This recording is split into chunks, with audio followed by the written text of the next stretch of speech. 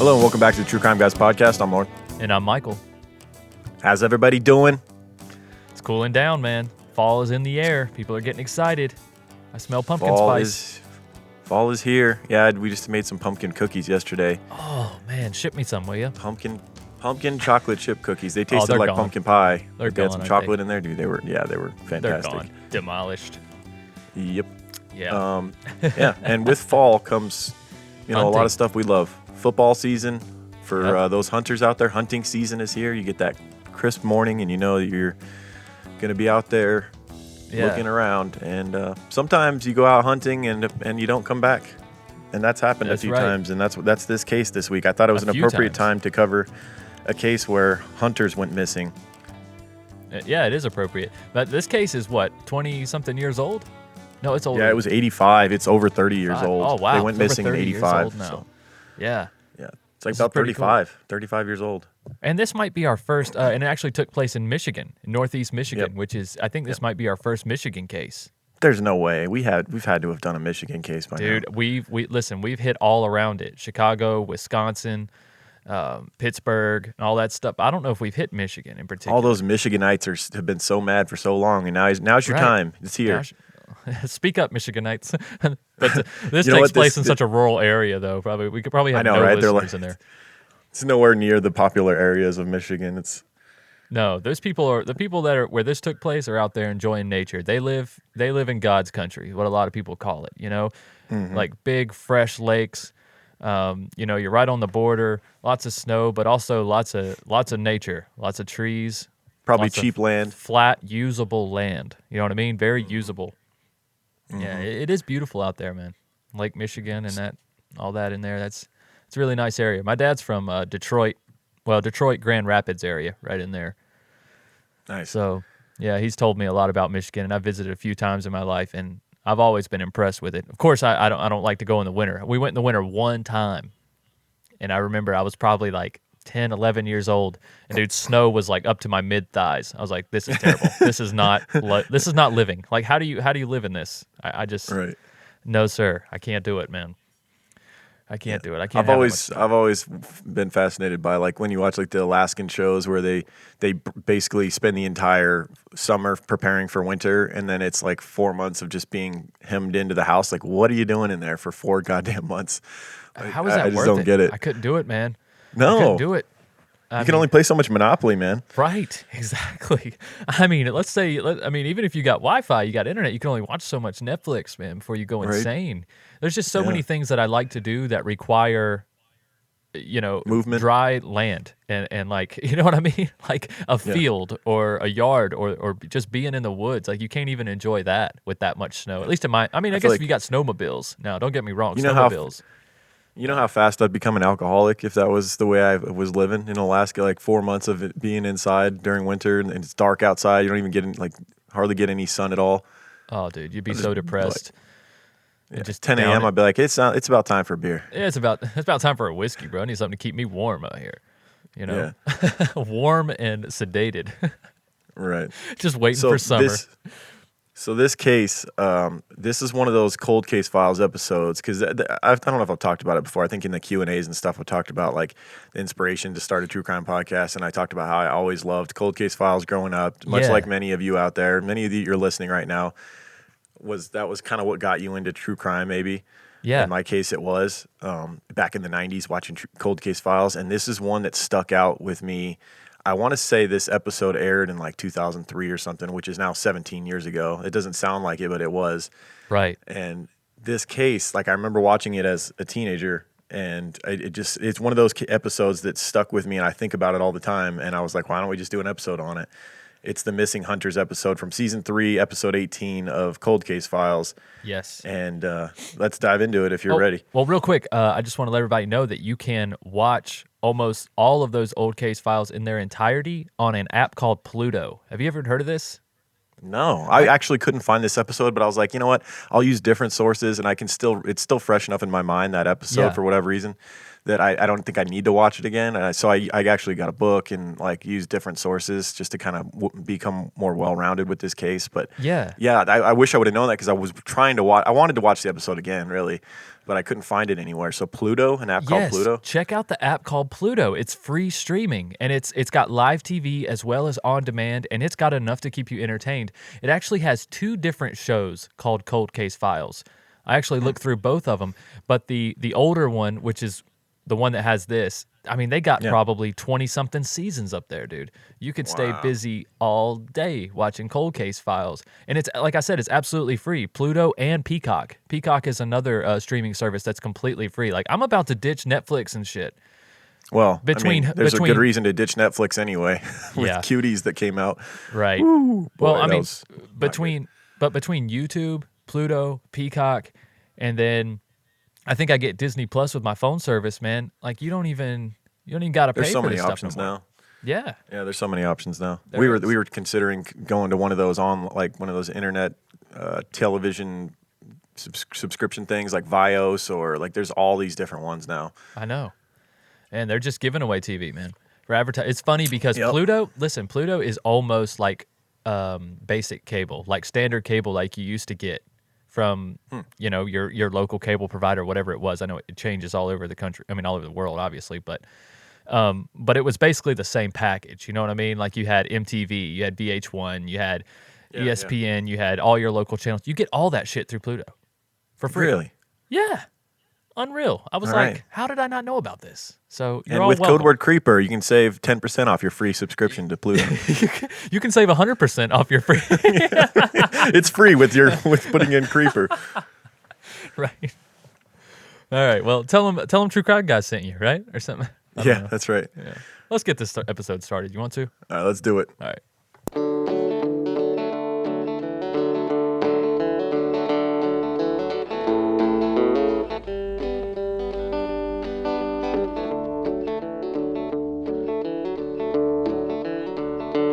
Meet the Duvalls. I imagine them in camo overalls. No, you do too. There's nothing wrong with that.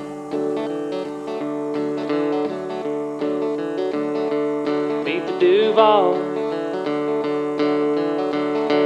They like breaking a couple laws, feeding people to hogs. There's something wrong with that.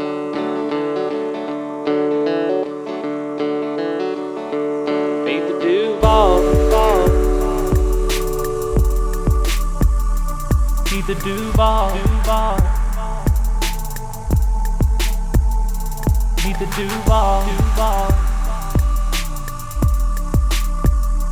Meet the Duvalls. Their human faces are nothing more than masked monsters. There is no understanding of pure evil, only the recognition of what it is. You saw nothing. You heard nothing. Meet the Duvalls. Yeah, there's something wrong with them. Meet the Duvalls. Don't you dare cross them. Meet the Duvalls. Or they're coming with all their kin. Meet the Duvalls. Something wrong with them. Meet the Duvalls. Meet the Duvalls.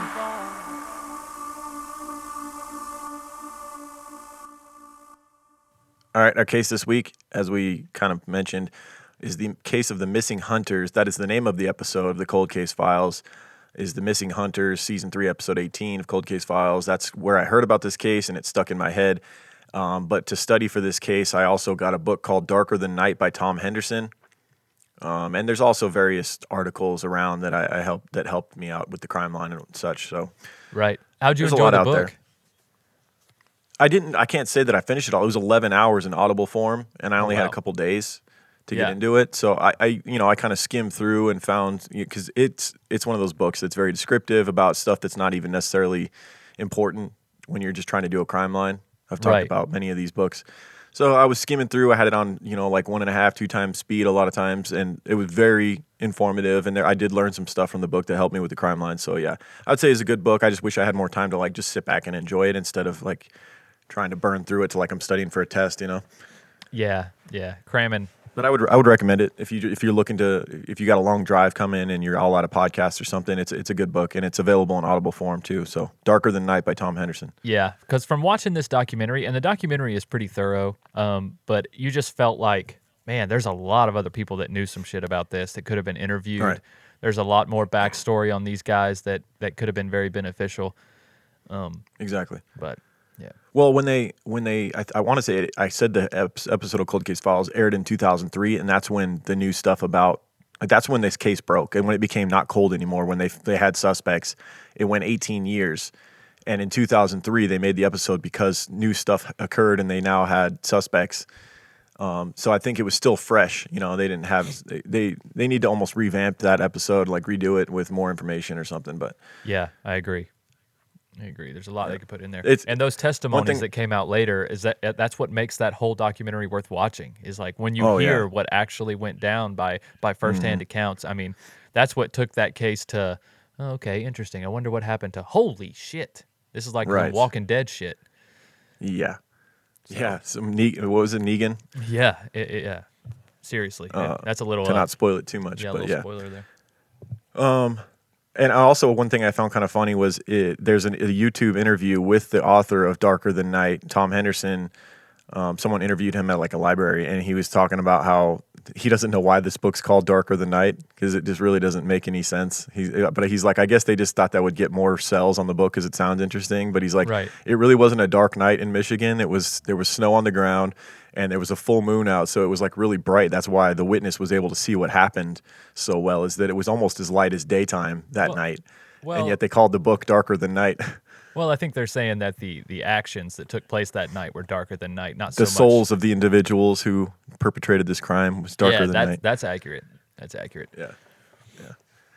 Yeah. So this story takes place in Michigan, right at the peak of deer hunting season. It was late October when this occurred.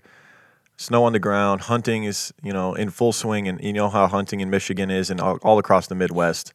It's a way of life for most of the population, and especially was back in the 80s, even That's more right. so.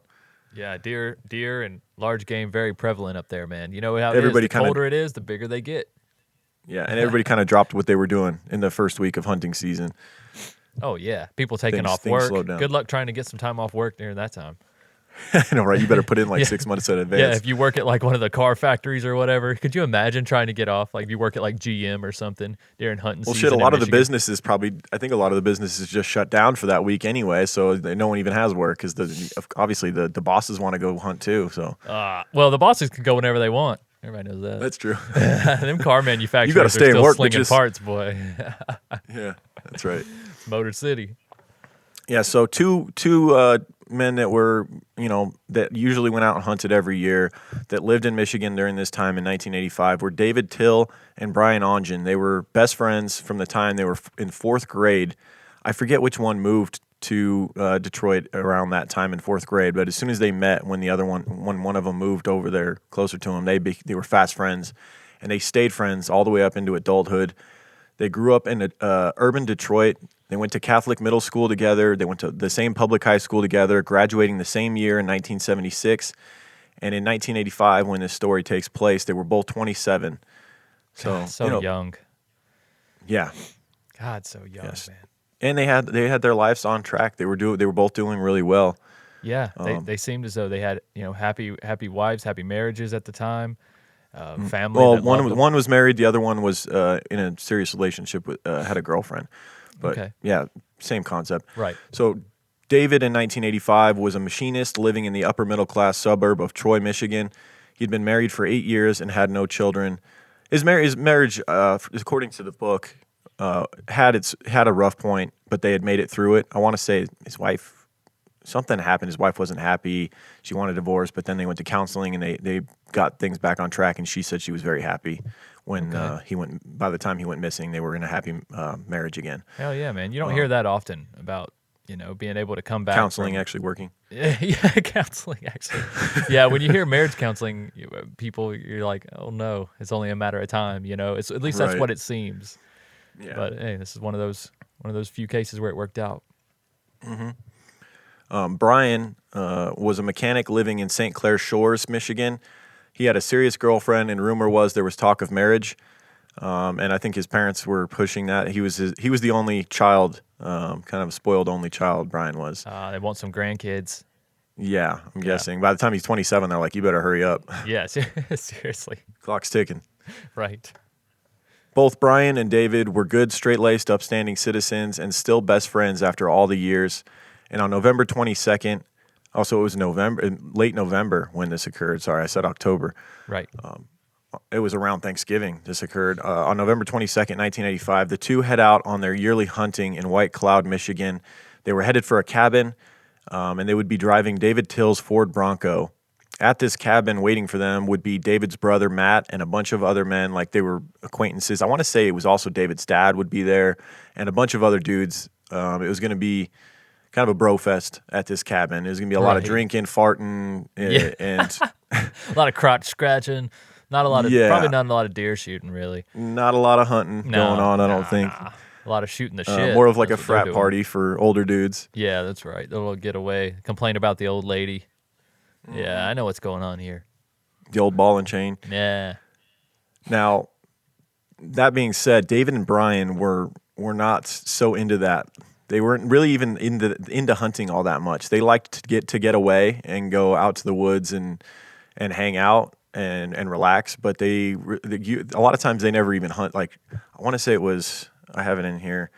They weren't really avid hunters, and David had never even shot a deer. He went out almost every year, regardless. Right. But it was more like there was times where he would watch a deer walk right in front of him, and he wouldn't pull the trigger. He just wasn't really that much into it. Right. He's more there for the camaraderie. That just goes to show how big of a tradition it is in that area. You know what I mean? Like even they felt the need to go even when they weren't into it. Yeah, exactly. Because you're going to miss out, and plus all of your friends are there. You know what I mean? All your local friends and family, they're all going to be there, so you might as well go and hang out. It's part of the tradition. Yeah, so they get together, and they were supposed to pick up a couple of other buddies. There was two other guys that were going to ride with them up to White Cloud.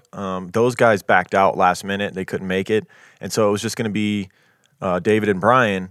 And as they're driving, I think it was kind of like just a spontaneous decision that they decided not to go to White Cloud, to the cabin with all the drunken dudes or whatever. They just weren't feeling that vibe this weekend, right? And so they decided to make a turn and head instead for a different town, way far away, 3 hours away, on the northeastern Michigan, as opposed to the western side of Michigan, and called Mayo. And the further you go that way, the more rural it gets. Correct? Yeah, I mean, you're really starting to get spaced out when you go in northeast Michigan. You're hitting some small towns, if anything. Yep. Yeah, so rather than White Cloud, the two decided to go to Mayo, Michigan, in Oscoda County for their hunt. It's a 3-hour difference. They wanted to visit an old friend. They did have a friend in Mayo named Dennis. That was kind of part of the plan, was to go over there and see Dennis. And also, I think they just wanted to avoid the cabin situation. It was going to be crowded in there, a lot of farting and drinking going on, and they just weren't, like I said, feeling it. Yeah. And so they headed towards Mayo, and no one knew about this change in plans except for them. They didn't really make their families aware. As far as their family knew, they were headed to the cabin. You would think they probably should have stopped and this is 85, so stopped at a payphone and made a call at some point just to let their families know that they were headed 3 hours away to a different location to hunt. Yeah, that would have been ideal. At least let somebody know. At least let the people at the cabin know that you weren't going to stay. Somebody. But they were probably afraid of the hazing and whatnot. Like, oh, why are you guys coming? What, you don't want to hang out with us? Yeah. Blah, blah. You know how that and gets. Also I think this was an exciting change of plans for them. This was like a brocation almost. Like me and you are going to do some fun shit that only me and you know about. Like it's going to be we're going to make some memories. It kind of seemed like they wanted to go to somewhere where no one else knew them, and kind of it seemed like they wanted to get laid. Basically, they wanted to cheat on their wife and longtime girlfriend. Oh, there's a lot of evidence pointing to that. Interesting. So that would be why they didn't tell anybody. Exactly. And why they were looking for a good time. Starting to unfold now. Yeah, there's a lot of evidence that points to this, and we're about to get into it. So, Okay. once arriving in Mayo, they were spotted in multiple bars on Friday, November 22nd. So that was the day they left. They got to Mayo, and that night they're seen in bars. They were allegedly drinking heavily and apparently looking for women. They were also spotted at 2 bars on Mayo on Saturday, one called Walker's Bar, where he met a man named David Welsh. And they were asking David Welsh where they could find some girls, and he was telling them, not here. This isn't the right bar. You need to go up to Northwood Gardens Bar, where they then went and tried to give a piece of paper to some women at Northwood Gardens, where they basically didn't get the response they were looking for. They were rejected. They were then seen later that night on Saturday. They pull up into a man's driveway who later testifies to this, situation that happened where he sees a car pull into his driveway. He goes out there, and these 2 men are asking for directions. They're clearly drunk. He can see an empty case of beer in the back seat, and he said that they were holding a map upside down. They were that messed up. So, I'm sorry. Like, I hate the fate that these guys met, but this is just a funny, little beginning to this story here. right. I didn't know about all this. I didn't know about this stuff. It doesn't go in this depth in the documentary. And plus, they have to be careful saying things like this in a documentary, about... Yeah, about 2 men that had met a bad fate. Exactly. Yeah. This is all public record at this point. It was in the book. It's been, you can find it in various articles and stuff. So, it's not anything I'm just making up. This is and you're talking about a out there, 30-year-old case as well. So Yeah. So they were then spotted again on Sunday in Mayo at a bar called Linkers. Brian, while in Linkers, they were acting very inappropriately, according to several witnesses. A key witness who would later testify said that Brian grabbed her butt while she was there, a woman named Barbara, who we'll talk much more about later. And then David Tyll allegedly rubbed his crotch up against her when she was playing pool, I believe. And they were seen in Linkers acting inappropriate with several women. Pretty ballsy for, 2 tourists, essentially, to a small town like this in a rural area to roll into town and just start acting inappropriately with random women at bars. Very ballsy move. Yes, it is. Because you don't know anybody. You don't know if these women are there with somebody or what this deal is. Yeah. They might have thought, we're 2 tough urban Detroit guys. We can handle ourselves in this hick town or whatever. Yeah. We'll be fine. Uh-huh. But you never know what kind of inbred families and such you're going to run into when you go to these towns. And yeah. Or that's what happens. Just some good old country boys out there, man. Yeah. Hey, them big corn-fed boys now. Yeah. Be careful. Yeah, so that same evening, local police officer Richard Smith, this later comes out, and it did not look good on the local law enforcement in Mayo.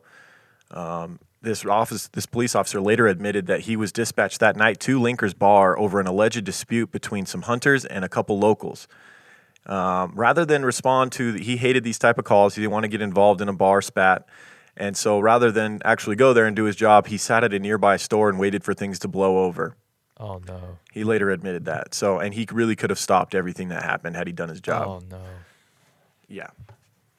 Oh, man, that's heartbreaking. I didn't know about that either.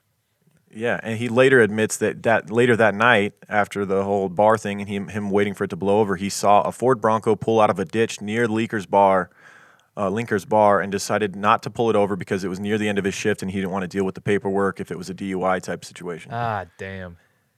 Yeah. Could have caught the killers red-handed had he pulled that Bronco over, because I'm thinking it wasn't Brian and David driving that Bronco at that point. I think that would be a correct assumption. Yeah. Yeah.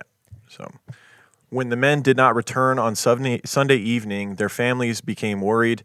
And when neither returned in time for work, the families were frantic at that point and knew something was wrong, because they were, as we said, they were good citizens. They, were steady workers. They didn't miss work, and they certainly wouldn't just decide to stay extra days without calling at least their family and their jobs to let them know they were staying longer. Right. So searches were made, and it was discovered that apparently the 2 men had taken a turn and ended up in the town of Mayo, Michigan. So their families finally did realize. First, they were obviously looking where they were initially supposed to be in White Cloud, but after talking to the family members, like the brother and the father in White Cloud, they were told they were never here. And so they had to go on a wild goose hunt to find out that they were actually 3 hours away in Mayo, Michigan, where they were spotted by many people. Yeah, exactly.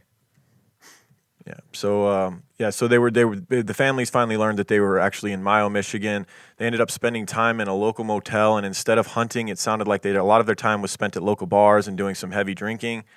The searches went on for weeks, then months, and finally it got to where the case was colder than the Michigan winters. This case That's goes cold. cold. That's real cold. Yeah, it's very cold. It's frozen.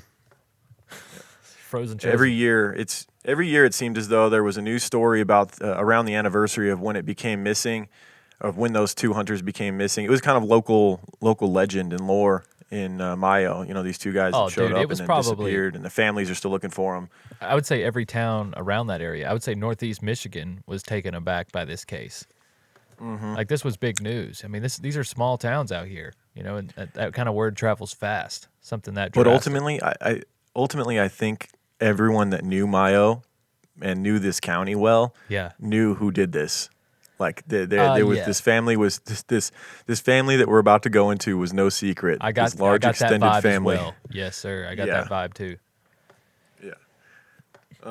So some say it was just small town rumors. Some say it was retaliation against a family who were feared around town, while others said they knew just because they had heard it from other people themselves. But the word was that the Duvalls were behind this, and the Duvalls were well known in this county and in Mayo. It reminds me, actually, I didn't even think about this until now, but what was the one case we did where the guy, McElroy, Ken Rex McElroy, remember him? Ken Rex McElroy. Where that small town, everybody feared him because he's just a tyrant. Yep, killed in broad daylight. Killed in broad daylight, Yep. that's right. Or no, the book was just called In Broad Daylight, I believe. But Yeah, right. similar in that, you know, Ken Rex McElroy, everybody couldn't stand him, and he was just a mean, scary person to everybody. Yep. This is like that in Mayo, except way worse because there's way more of them. Like, this is an entire huge family of brothers and cousins that were just tyrants, and even the Yes. law enforcement feared them because there were so many of them, and they were just violent. You know what this reminds people. This reminds me of as well is a case that we did with Strange and Unexplained, the Alonzo Brooks case that was just featured on Unsolved Oh Mysteries. yeah, that small town. Remember Was when that he went- Wisconsin or something? Where was that? That was in Kansas. Oh, okay. And then everybody is like, when it happened, everybody knew who it was, but nobody was speaking up. But then then rumors started, and they're like, yeah, it's definitely this. I can't even remember the family name now, but they were like, Right. it's definitely that family. Like, everybody knew, and then they bragged about it. You know what I'm saying? Yep. But there's so many similarities to this case, but that case is a lot more fresh. So hopefully they'll meet the same end if enough people can get the courage to come forward. You know what I mean? Because I think that case can be solved the same way that this case was ultimately. Exactly. Yeah, so a lot of rumors had been started in Mayo following the disappearance of these two hunters, and a lot of the rumblings were that as we mentioned, the Duvall family was behind this. Donald Coco and Raymond J.R. Duvall spent much of their time in the 80s living in a succession of trailers and small houses in heavily forested woods of northeast lower Michigan. They cut firewood and dealt in junk cars for a living, supplementing their incomes with poached fish and game. So they would just go up and like kill farmers' cows and then drag them off. They had no qualms about breaking the law, and oftentimes the law wanted nothing to do with trying to stop them either, because it was dangerous you'd better call in a lot of backup if you're going to try and stop the Duvalls from doing something. They'll kill you on the spot. Apparently their family loyalty and their reach ran pretty deep. They had a lot of people who were loyal to them or part of their family for whatever reason, and I think people were just unsure who you could trust when talking about the Duvalls. Right. You might be telling a cousin about how shitty those Duvalls are, and meanwhile they're one of them. Yeah, next thing you know, they show up on your property that night. Exactly. Yeah, these dudes were that's one thing you can say about them. They weren't blowing smoke, bro. They backed up the shit that they said. They were very serious, evil people, in my opinion. Yes.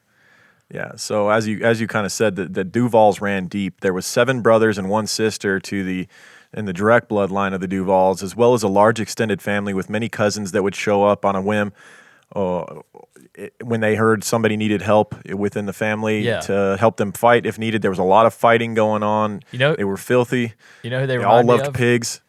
They remind me of that redneck family on The Simpsons, where the guy's got like 12 kids and they all got shotguns in their back pockets. Right.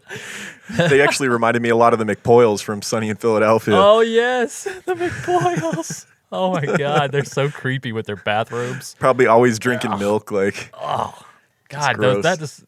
I love like that. The one guy with the shorter hair, though, like both of those guys are great, but the one guy Right. with the shorter hair that does a lot of the talking, that guy is a great actor. He's actually really intelligent. the main McPoyle. Yeah. Yes, yeah, that dude is like really smart, but he always just plays like a cringeworthy character. You just want to slap him. But I'm like, Right. damn, he's a good actor though. Right. Such a good actor. Brilliant. So let's go through the McPoyle. I just called them McPoyle. Sorry, the Duval brothers. Let's go through the Duval brothers. Okay. So Kenny was the youngest son, and they tormented this kid, all the older Duval brothers when he was younger. Right. So I'm sure he turned out great. Yeah, not quite. He turned into a crackhead at one point. He was a woman beater. Just about all of the Duvalls beat women. That seemed like a rite of passage for the Duvalls there. Yeah, that was just what they did. They learned it from their father. You know, that was their father. Actually, we'll get into something he did, and he was actually shot by one of the sons. We'll get into that. There was Tommy the Worm. There was Frank, who was a sexual predator convicted for assault of a 15-year-old when he was 32. Whoa. There was Randy. I don't have much on Randy, but he did some stuff. Yeah, I'm sure he did. Then there was Rex, who went by Rexy, who this guy let a pig live in his house with him. He kept the rest of his pigs in an abandoned bus in his backyard. So Rexy's got quite the property going on there. Nice. There was Raymond, who went by JR, who, when his father, he was a teenager at one point, and his father was, we mentioned they like to abuse their women. At one point, His dad was assaulting his mother, right? the Duval father was stabbing Yeah. the Duval mother actively, and Raymond actually stepped in and shot his dad with a .22 to stop this assault on their mother. Right. But didn't kill him though. No, Right. unfortunately. Yeah, unfortunately wasn't close enough. Yeah. So Raymond or JR also, so he's the one who stopped the father from killing their mother, basically. He also ended up later serving in Vietnam, had several failed marriages and children, so had actively in 1985 several outstanding warrants, owned a bunch of pigs, and at one point allegedly ate pig shit on a bet for a bunch of his biker friends. Yeah, that sounds on par. Yeah. Yeah, I believe that. I'm going to go ahead and say that happened. Exactly. And then there was Donald Coco, who played a big role in this case, who was an alcoholic woman beater, much like the rest of the Duval brothers. Yes. The Duval brothers were feared in Mayo and surrounding areas. All they did was fight, drink, steal, and tend to their hogs. One law enforcement official said, quote, "They were 3 levels lower than Deliverance." Damn. Ding, ding, ding, ding, That's ding, way ding, down ding. there, boy. Ding, ding, ding, ding, ding, Right. ding. You hear an out of You tune gotta have some music, banjo bro. in the intro. Yeah. You gotta have some banjo in the intro for this episode. Yeah, that's some out of tune banjo music for them, bro. It's just sounding terrible, Right. haunting. Yeah. So back to the missing hunters. Following their disappearance, dozens of lakes and rivers had been searched, fields dug up, cadaver dogs called in, aerial searches conducted, and ground penetrating radar employed. Police even acted upon tips from psychics, but no trace of the men, their belongings, or their truck was ever found. And as we mentioned, the case ended up going cold for many years. The investigation was spearheaded by the Michigan State Police and relentless detective Sergeant Robert Bronco Lazinski. You definitely want if you have a family member go missing, you want a guy nicknamed Bronco looking for him. That's right. That's right, Robert man. Bronco Lazinski. Anybody with a Bronco ain't taking the name Bronco ain't taking no shit, man. Yeah, and ironically, they were driving a Bronco, the 2 missing hunters, They which is were. kind of weird. That thing was nice. Maybe he took offense to it. Yeah, that was a badass. It was one of those full size Broncos too, and it was an '85 Oh, yeah. Bronco, so it was brand new. Those are It's brand new classic. at the time. Yeah, those things are Classic. still badass. actually Ford coming out with the new Broncos. The new Broncos Ford's coming out with look fucking awesome. I I was like, dude, I need to pony up the dough to I get one of know. these. No pun Well, intended. No pun intended. I would, man. But have you seen those new Jeep trucks though? Those Wrangler trucks. Oh yeah, those are sick too. Oh, that's my favorite. That's my favorite vehicle out right now, bro. If I could have anything, one of these days. Jeep truck. One of these days, bro. I'm gonna get me one of those. Come on, Patreon. So everybody sign up for Patreon so Yeah. I can get a Bronco and he can get a Jeep truck. Start a GoFundMe so we can get Yeah, new right. cars. We really need them. No, not really. Nah, we're fine. Yeah, we get. Yeah, so Bronco Lesniewski eventually focused on the Duvalls after hearing all the rumors, but getting witnesses to talk was nearly impossible because talking would likely be a death sentence to anyone who implicated the Duvalls in this crime. In early 2000, so he was still going around. He was going door to door and asking people, and I think a lot of times they would secretly be like, "I know, the Duvalls did this and whatnot, but I just can't testify to it because I'll be dead." Right. And he had to understand how that goes. Yeah, even people who allegedly were there would make it out like, well, it's all rumor, right? I just heard this from Right. this person, I heard this from this person. It's all hearsay.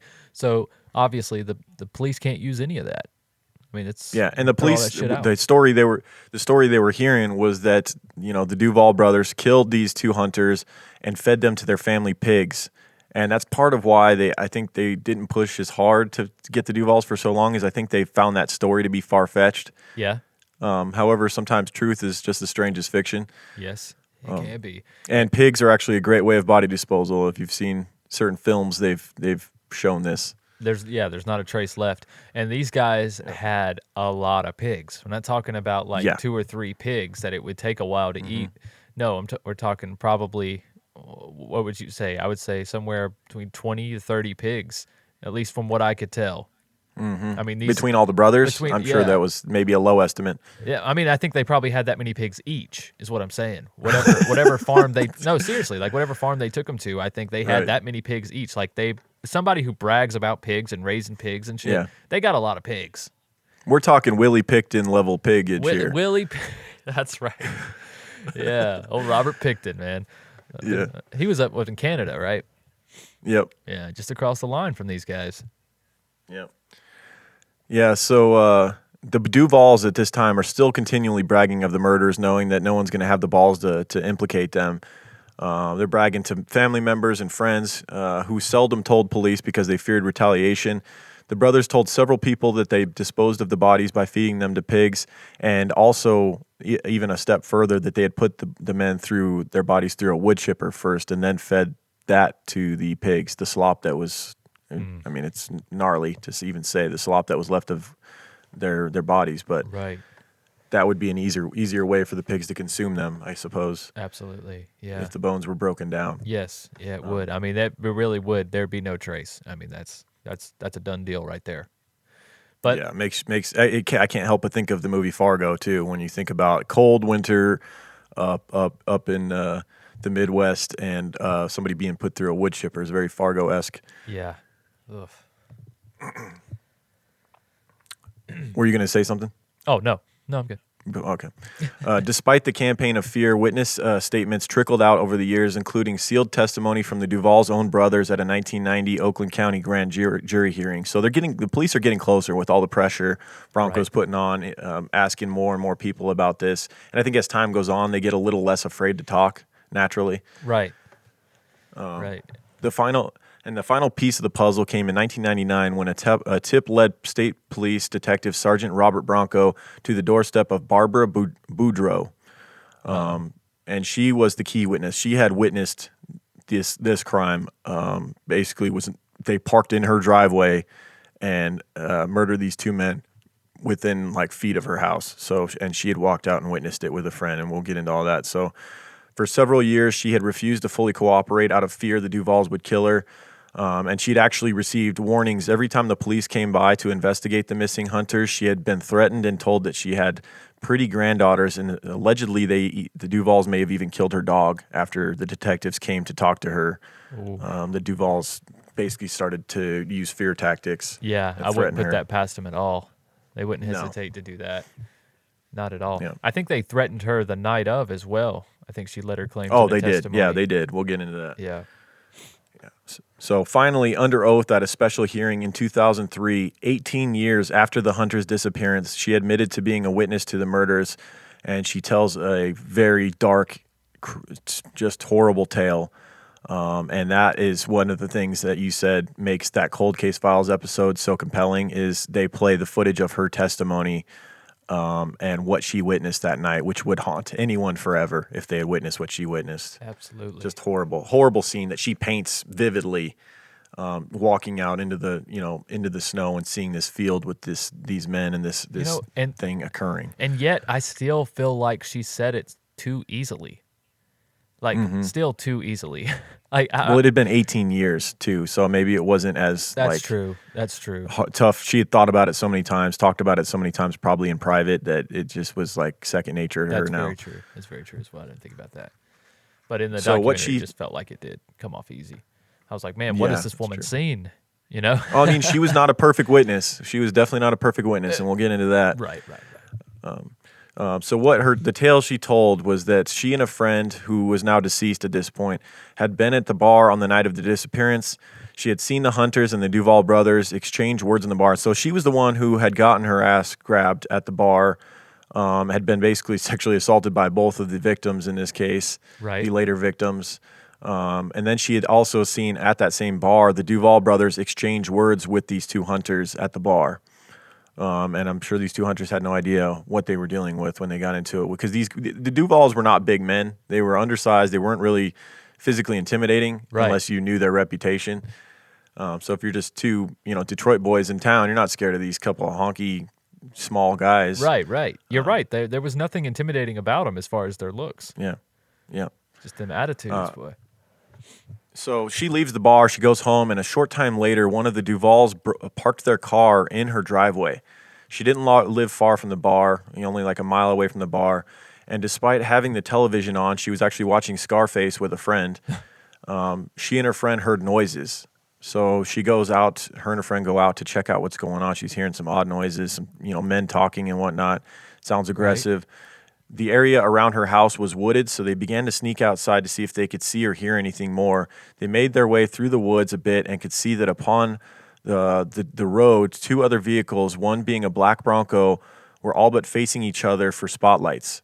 And it opened up into it seemed like it opened up into a bit of like a field, a snowy field at the time. Right. So they're in the woods hiding, watching this field, and they can see two vehicles parked with headlights, and they can also see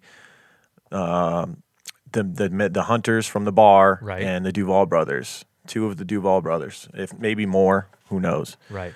I'm sure there were other people around, man. That close to the bar, everybody was coming out. There's speculation that there's speculation that there was other brothers other than JR and Coco. Yeah. Involved. And as Barb and her friend watched, they first saw David beaten with a baseball bat.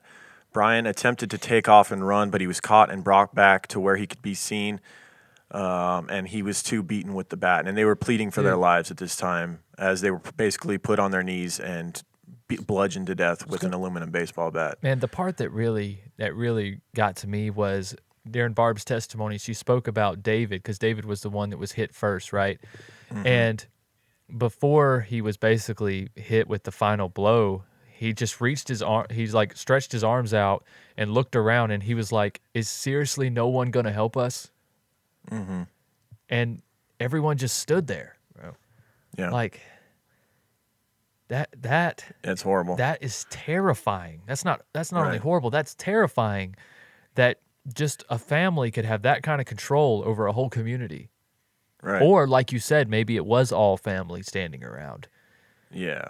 But, I think it was Duval, either direct family or extended family. But I do think it was definitely more than just JR and Coco that were there. I think there was other brothers and cousins or whatever. God, like, what kind of piece of shit do you have to be, or how afraid do you have to be of somebody to be like, to just stop them from killing them? I mean, like, even if I was one of their brothers, I feel like, I like to think that if I was one of their brothers, I'd be a piece of shit, obviously. I'm not saying I'm anybody special. I would have been raised like a piece of shit. But I feel like I would have been like, hey, guys, for your sake, like, you've made your point. Let's not kill these dudes and then spend our life in prison. Like, we got other criminal activity that we can do to make it by. You know what I'm saying? Like, exactly. I don't know. They just lost their shit. They just lost their cool and wanted to make a point. Yeah. That's all it was. Yep. And there's talk that also this stemmed from some sort of a dispute between deer, because I know that that Brian and his buddy David. Yeah, David. They had actually gotten a deer that I believe that morning. Apparently, And I don't know. apparently both groups of men shot the deer. Yeah, there may have been a dispute where the Duval brothers were saying that was their deer. Yeah. Or maybe they tried to steal the deer off their out of their truck or something when they were in the. I could picture that happening. You know how they poached and they stole and all that stuff. I can almost picture, the Brian and David showing up to the bar to show off their deer that they got, and the Duval brothers trying to snatch it off the truck or whatever, and that being the start of the dispute. I could see that being it too. Yes, absolutely. So, but nonetheless, she witnesses, her and her friend witness these just absolutely brutal slayings occur.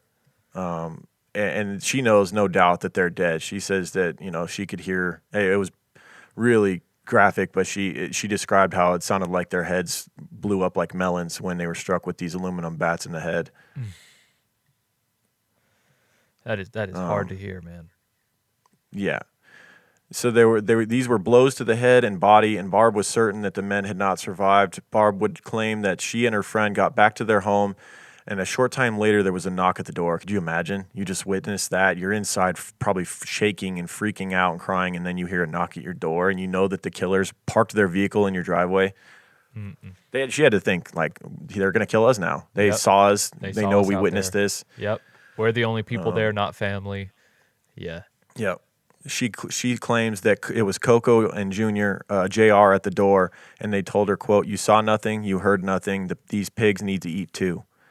Just is sickening. Heartless, bro. And these are sociopaths. heartless as human beings can get. Yeah. Yeah. Soulless. Yep. She said that she also witnessed them place the bodies of the two hunters in their Ford Bronco, so the victim's own vehicle, and drove away. Prosecutors finally had enough, based off of, this story that she was reporting, Barbara, to arrest these two men, JR and Coco, and they would go to trial with basically nothing other than a key witness. They had no physical evidence, no DNA, none of that. They had nothing other than the story of Barbara, and she was far from a perfect witness. To start with, she was notorious around town for having a drinking problem and a drug problem. And she even admitted to being drunk on the night that these murders occurred. Yeah. She was even occasionally occurred to as the town drunk. So not a ton of clout is put into a lot of stuff that Barbara says. However, this is what they're going to go to trial with. I think if it weren't for the fact that everyone in Mayo and in this county in eastern Michigan, if everyone didn't know that the Duvalls were behind this and capable of this, that they would have needed more to go to trial. Mm-hmm. You know what I mean? Right. This is not typical murder trial evidence. You need a little more than just the testimony of one person. You need some physical evidence to tie everything together, I would believe. Yeah, something. Otherwise, you'd be people getting locked up off of just someone lying. You need something. They never found the Bronco. They never found the bodies. They never found a scrap of evidence to prove that the Duvalls did this, aside from a woman who was occasionally referred to as the town drunk, as we said. Right. So it's As of right now. pretty amazing they went to trial with what they had. Yeah, that's ballsy. And obviously the first questions as to Barbara was why it took 18 years for her to tell this story, and then if the story she told was true. But by the time she did tell her story, it was already common knowledge. And nonetheless, JR and Coco went on trial for the murders in the fall of 2003, not long after she finally came out and said that she was willing to testify as to what she had seen. Awesome. The testimony that the prosecution put up was painted Raymond and Donald Duvall as ruthless men who were quick with fists and threats, brawling frequently with their brothers and sometimes with their wives and girlfriends. More than half a dozen witnesses cited terror and threats as factors in not coming forward with information. Quote, "Their human faces are nothing more than masks for monsters," said Donna Pendergrast, Assistant State Attorney General, in her closing argument. She shot frequent glares in the Duvalls' direction as she lobbied jurors. "The crime is, quote, an evil so dark your worst nightmare pales in comparison. There is no understanding of pure evil, only recognition that there is pure evil." That's So they're basically painting them in the light of what everyone knows they were to the jurors. Right. They were just selfish sociopaths, man. They just took advantage of whoever they wanted. I mean, imagine if Ken McElroy had a family of like 20 plus people. Oh, God. Dude, he would terrorize that town. Imagine Ken McElroy raising like 8 sons to be the way he was. That seems like how this thing spiraled out of control. It seems like the Duval dad. I don't know what his dad was like, but it just seemed like he raised all these boys and he was just a tyrant, just horrible, beating his wife and the kid's mother in front of them, stabbing them in front of her. Just, this is what he raised, a bunch of monsters. Yeah, absolutely. And so it would only take, I think Barbara doing that, the testimony that you see in that Cold Case Files episode is what sealed the deal for their fate, telling that story. It doesn't sound made up. She was kind of shaken telling. I know you said she was pretty calm in telling it, but you could tell it bothered her after all those years still. Yeah, and what really sold it for me was the consistency. The same way she told it in the documentary to that interviewer that is the same thing she said on the stand, and it's the same thing she continues to say. And that consistency was just, and everything corroborates. You know what I'm saying? Everything just kind of makes sense. Yep. So. Yeah, even down to the police officer who was supposed to respond to the fight at that bar that night. Yeah. That adds up, and he has no reason to lie about Right. that. He actually ended up having an affair with Barbara, by the way, and that's how we found out this information about how he didn't respond to the call at the bar and how he saw the Bronco pull out of a ditch that night and didn't pull it over. That matches up with Barbara's story. A lot of stuff adds up. So the police officer, know they were at the bar. police officer was with Barbara? He was having an affair with her, and I think that's what helped kind of get her to finally get comfortable enough to testify. Oh, okay. Because she's like, I have a police officer And also on my that, side now. yeah, and in having that affair with her, he ended up disclosing these details as like, why he didn't go to that call, how he had gotten called for the dispute at the bar, and he didn't go. Like, that's how we find this stuff out, is through Barbara, because she was having an affair with him. Interesting. Crazy small town stuff going on. It is. A lot of streams crossing. And so it would only take 120 minutes for the jurors to find both Duval brothers guilty of first-degree murder and the bludgeoning deaths of Brian Ognjan and David Tyll. They would receive mandatory sentences of life in prison without parole. For the families that murdered the men, it was bittersweet. Quote, "They took my son. It doesn't bring him back, but it's something," said David Tyll's father. He quivered with emotion outside the courtroom as he leaned unsteadily on a silver metal cane. I was glad to see them cuffed, and I can't wait to see them in chains.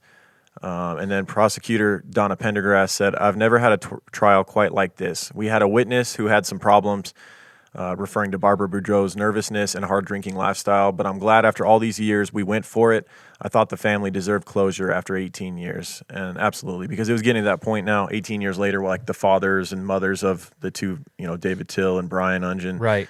Their family was getting up there, and you didn't want them to pass away not knowing, who did this to their sons and getting any kind of closure, getting any kind of justice. Exactly. So. And there was also another key witness, though, man. What about Coco's son's girlfriend?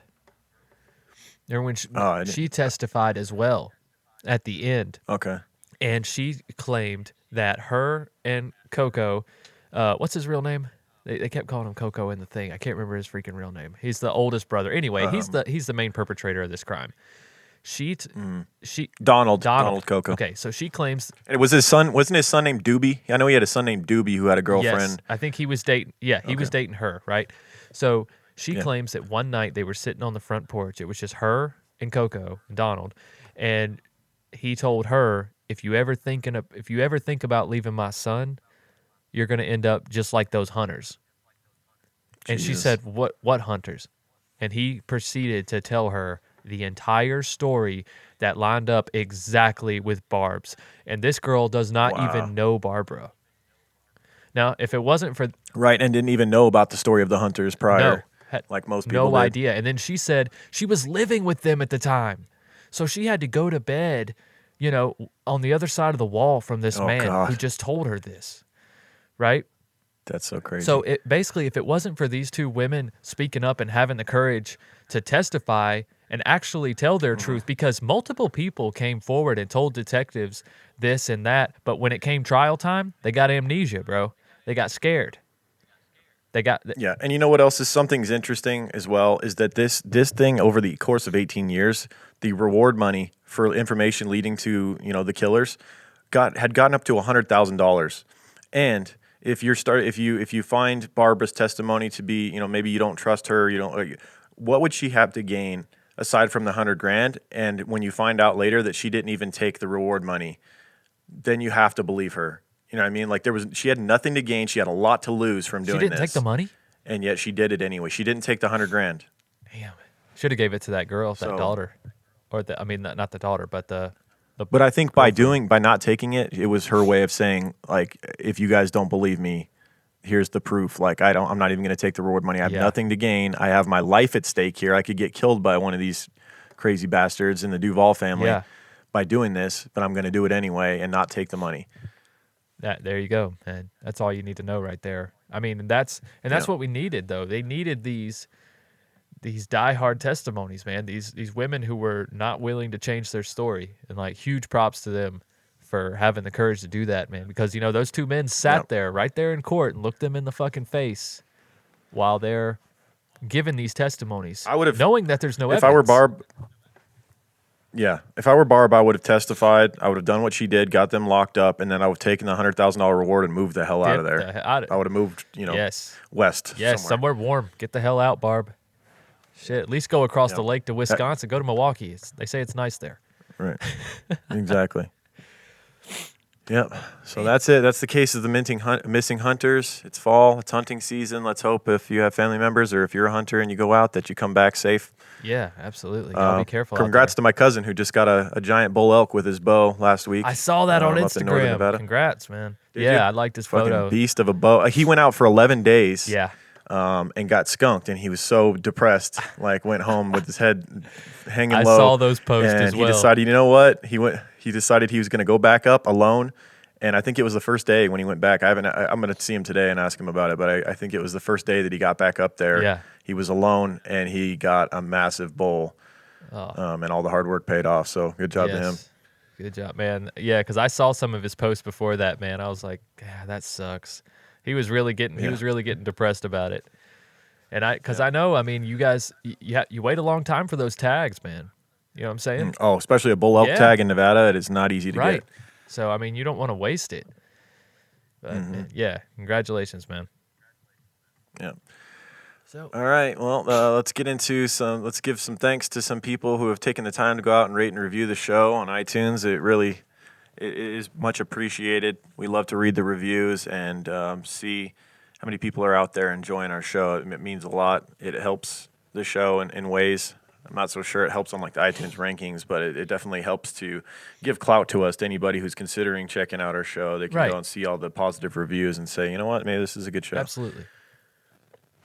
And it's been 2 weeks. Last week we did a Patreon episode. We'll talk about Patreon in a minute. So we got some reviews to catch up on. I got to figure out what date. Do you know what date our last episode was released? Our last freeloader episode? I don't, but you know what we could do? It would have been 2 Sundays ago we would have recorded. I could do some Oh My Gaia while you figure that out, man. We got to talk some Oh My Gaia. Yeah, do some Oh My Gaia. Oh My Gaia. All right, guys. So Oh My Gaia. If you don't know what that is, that's an innovative, all-natural deodorant, fragrance, and beard oil company specializing in paraben and aluminum-free products. Their innovative line of deodorants inhibit the growth of odor-causing bacteria while maintaining effectiveness. At Oh My Gaia, they use only all-natural, paraben, and aluminum-free organic ingredients. No aluminum in your armpits anymore. And guys, they have tons of scents to choose from. One of my personal favorites, Egyptian Musk. I saw somebody on the True Crime Closed group. I ain't going to name no names, but they gave me a great apology because they always snarled their nose up to Egyptian Musk, and then when they put it in their pits, they're like, oh my God, I smell amazing. And that's what I've been trying to tell you. It's one of my favorites. But you really can't. To be fair, that just doesn't sound all that appeling. Like Egyptian Musk. Listen, I didn't pick it either. It makes you. I didn't pick it either. The same thing happened to me. Wendy sent it to me on a sample, and I was hooked.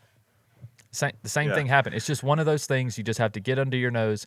Really, you have to get in your pits and just smell yourself with it. I don't know how to describe it, but I mean, you really can't go wrong with any of these scents. None of these scents are going to overpower or overpowering. You know what I'm saying? You're not going to walk into a room and everybody's like, "Whoa, what's that smell?" No, but it's Right. subtle, and you're not going to smell like body odor, which is the whole point. Yeah, when they snuggle up to you, if they give you a hug, then you're like, oh Yeah. man, I don't know what that Yeah. was, but that was pleasant. Right, you smell like a dreamsicle, which is also a Yeah. scent you could get.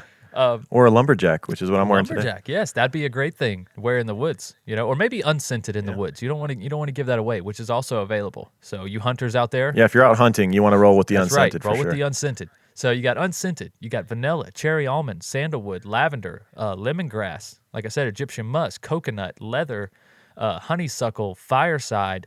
Fireside's another one of my favorites. Great fall scent, guys. Going to be around the campfire. fantastic. Oh, fireside. You just smell like that, just that nice roasted fire. I don't know how to describe it, but it's great. There's a little smoky hint at the end of it. There is. like when you smell There it is, and in a good right, way. exactly. And you got to remember, a lot of these scents, if you just open a jar and you smell it, it's gonna smell overpowering, right? It's a jar full of that scent. But put it on before you make a decision of whether or not you like a scent or not. That's my recommendation, at least. And then, of course, Exactly. we have our very own scent made especially for the True Crime Guys podcast, and that is True Crime Pine. Guys, it has our old school True Crime Guys mugshot logo on there, which I love. I think it looks awesome on there.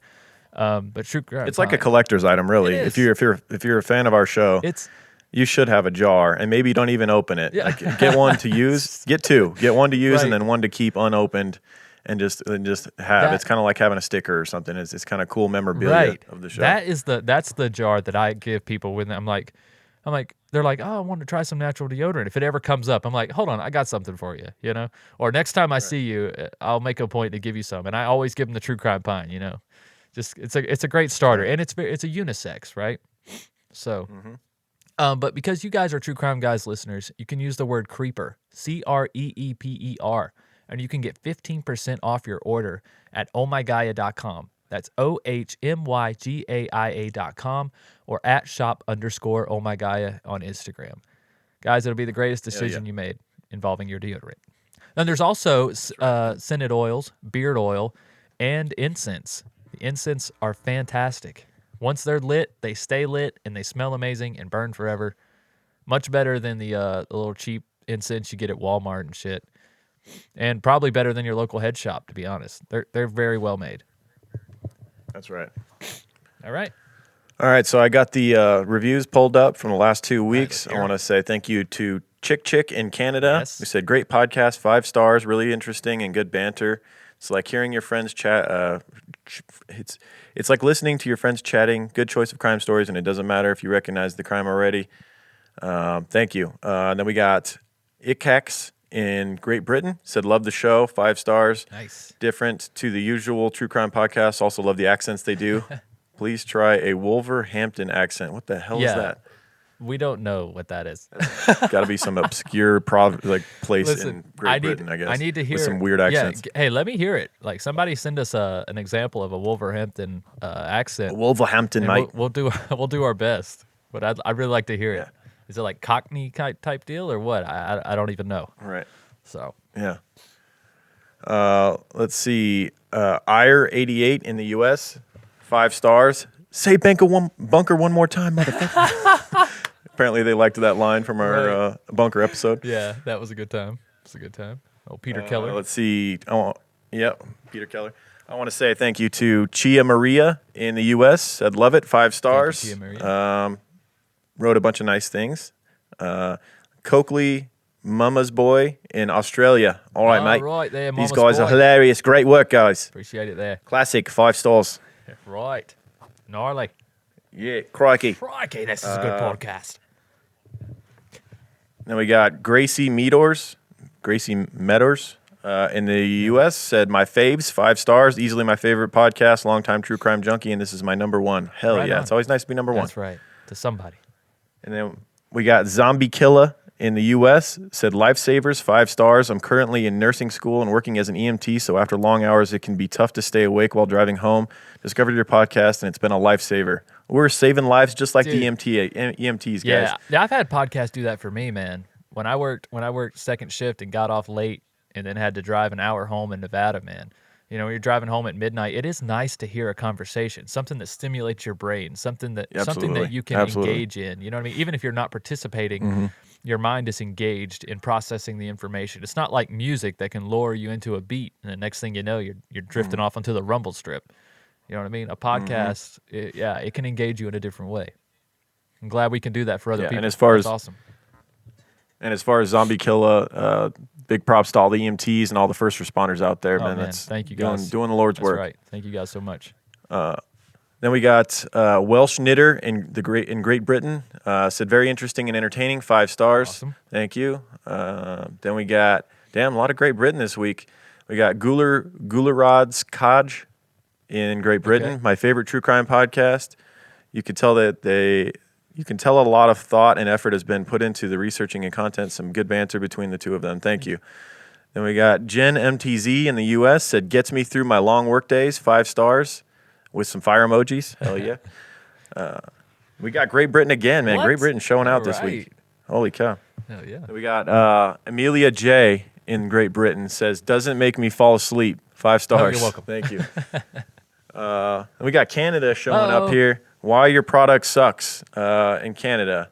Only give us 3 stars. Nice guys, funny at times. We'll take it. Well, Whatever. with a name like Why Your Product Sucks, I don't expect a great review. So 3 stars from from somebody who typically gives negative reviews, at least it seems from your name, Right. we'll take Yeah. it, right? Seems like one of those people, if you clicked on their thing and you could see all the stuff they've reviewed, it's going to be a bunch of Yeah. nothing Right, good. they're just ball busting. No glowing reviews of anything. Then we got one more. We got Tired Lady Mail Carrier in the U.S. 5 stars. Said one of the best. I love these guys. Started listening about 2 months ago. And I'm caught up here. I deliver mail all day, and these two help me pass the time. I think it's funny when Michael gets too far ahead and says a spoiler, and Lauren says, yeah, we'll get to that in a bit. You mean every show? I think I did that at least once this Literally one. every show I do that. I'm so sorry, y'all. Like It's part of it's part of it's part of the allure. It's fun. Yeah, it's part of what we do. I get so excited, right? Because we Yeah. don't work together anymore, so we don't get a chance to talk about these cases or anything throughout.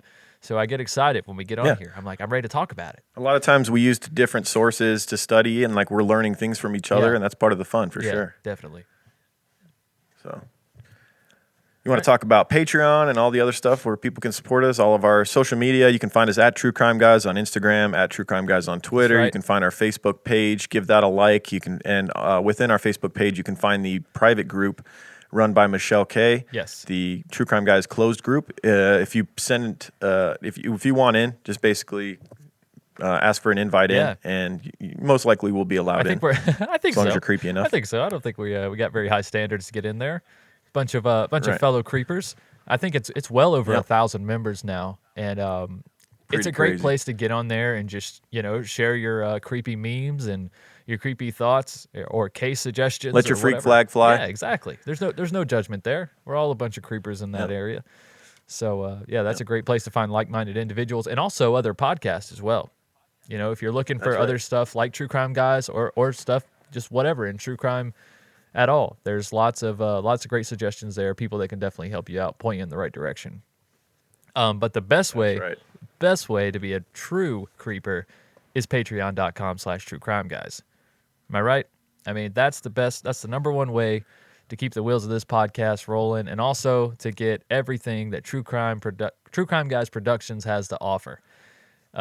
Guys, if you've never heard a Patreon episode, well, you could just go down and listen to a freeloader app, of course. But at Patreon episode after Patreon episode, guys, we bring our A game. There's lots of banter. We have a lot of fun. We're a lot more laid back, and a lot of those episodes end up being a lot longer. And there's probably, how many audio files are on Patreon now that are exclusive? I'm going to look right now I just because mean, we always speculate. So I'm going to find out right now what you guys get. It's got to if be you, close to 100. It's got to be close to 100 Right. other audio files that you haven't heard. True Crime Guys exclusives that get released every month, as well as a small show that I did called Higher Thoughts with Michael. That I did is a 35 episode series. So you can listen to that from start to finish. That is available on Patreon, as well as some just conversations between me and Lauren, where I just call them up. Maybe I quiz them on some mafia slang, or just things like that. There's outtakes, there's videos. Sometimes you'll release the intro for this week's freeloader episode Yes. Early on our Patreon Yes, page. if I'm able to finish the intro in time before the release date, I'll throw it up on Patreon. Just see what you guys think about it, or the patrons think about it. And it also gives you a little hint too. I don't give you any clues. You get to listen to the intro in its entirety, and then if you get to figure out what the case is, then cool. But otherwise, you'll never know. So I try to do that as often as possible. I've been trying to do that as often as possible lately. I just started it a few weeks ago, so that is another perk on Patreon as well. That's right. I can't find the exact number of audio files we have on there, but it's a lot. It's over 100. It's got to be well over 100. And the only way to hear last week's episode, if you're wondering, if you're new to the show or you're a freeloader and you're wondering why we didn't put out an episode last week on our main feed, it's because we did a Patreon exclusive episode last week on The Imposter. If you've seen the documentary, true crime documentary, The Imposter, that's the episode we did. Was about that. The missing boy, Nicholas Barclay. The disappearance of Nicholas Barclay and the person who pretended to be him and came back as Nicholas Barclay. And then, it goes into a lot of stuff. And it was a fun hour-and-a-half episode that you can get access to by going to truecrimeguys.com. You can find a link there. But if you go to patreon.com/truecrimeguys, sign up for $2 a month. You can sign up for a yearly membership, too, for $21. Right. You can get a full year membership, and you don't have the monthly hit on your card for $2. You're just paying full for a year, and you're done. Exactly. That'd be ideal. And then you guys have access to that Patreon exclusive every month. I'd say that's the biggest prize. I mean, that alone I think is worth $2, right? Because it's typically an hour and a half plus. And like I said, especially if you guys enjoy our banter, we don't cut it back none on that. We go. If we hit a tangent, we just ride that tangent out, until Lauren finally guides me back on the track. That's usually how it goes. So, all right. You want to talk about our other shows, our other True Crime Guys productions? Man, we got some housekeeping, don't we? That's what happens when you've been doing a show this long.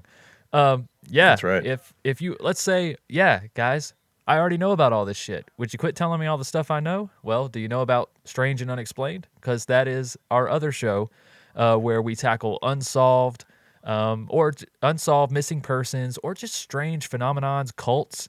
I really enjoy doing cults on there. But Strange and Unexplained, you can find that anywhere you listen. If you just search True Crime Guys in your podcast app, whatever it may be, it's on. If you search True Crime Guys on Spotify, both True Crime Guys and Strange and Unexplained will pop up. You'll see the two velociraptors on the logo. That podcast is fresh. I just started it in April, and it's a little bit different vibe than True Crime Guys. It's more of a monologue style, a little more production goes into it. And then Lauren has a segment at the end where it's called Lauren's Synopsis. And that's where Lauren comes in, he breaks it down, he fills in some of the gaps that I miss a lot of times, or adds information that is very interesting, as well as gives his opinion on what may or may not have happened. So it just kind of gives you some different perspectives as well. And I also play audio. I play, 911 calls, interviews, news reports, anything that I can find that is relevant to the episode, just to kind of help you guys put this whole story together and try to get a feel for it, all within 30 to 40 minutes.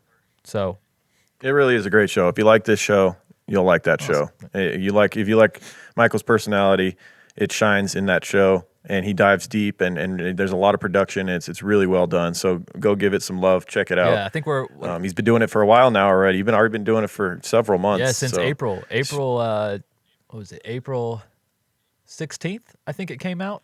Right as the pandemic really got going is when your show when Strange and Unexplained got going. Ironically, Strange and Unexplained. Yeah.